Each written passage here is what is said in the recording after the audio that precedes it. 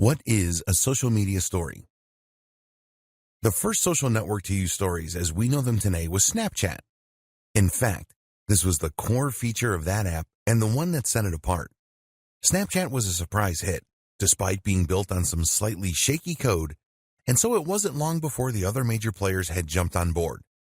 YouTube introduced Reels, and Facebook brought us Stories, also available on Instagram.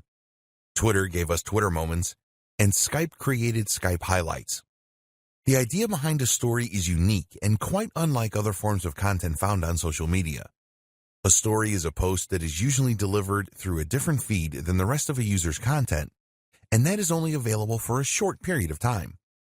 After this, the story will disappear and no longer be available. Stories can take a number of different formats.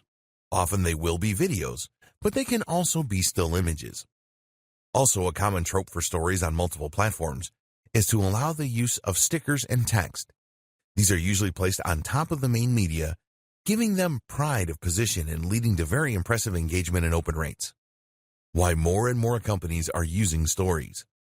There are a number of compelling reasons that many brands are starting to rely more and more on the use of stories. One, that is the organic reach of business accounts on a number of social platforms is decreasing, and this is something we'll encounter a few times in this training. Another is that stories provide a great ROI in terms of time and effort they require and the benefits they offer. The great thing about stories is that they are temporary, normally lasting just 24 hours. That means that they don't leave a lasting impression on your page, feed, or account.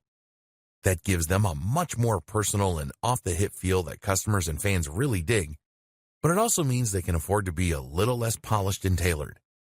That means you don't need to shoot a product using studio lighting and a DSLR camera.